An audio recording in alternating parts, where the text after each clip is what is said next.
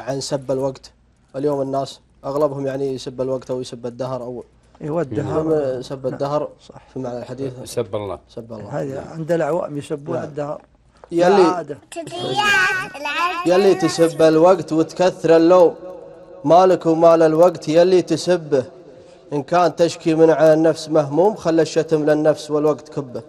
الوقت ما له ذنب والأمر مقسوم، ياتيه من رب السماوات نبه. الوقت نفس الوقت واليوم باليوم، حتى التغير ما حصل فيما هبه. وإن كان قلبك من على النفس محموم، تردع والصبر يا أخوك طبه. وحذرة تسب الوقت وإن كنت مضيوم، ومن سب وقته مثل من سب ربه. وربك خلق دنياك من شان معلوم، نفسك تسلى والعبادة مصبه. ولا تبين الشكوى على كل معدوم، شكواك للدايم إله الأحبه. اعمل نفسك خير ولا جر محتوم، والروح يفنى عند ربك مجبه. وارضى بتدبير الولي دوم ويدوم، تيسير أمورك والرضا والمحبة. وسلامتكم.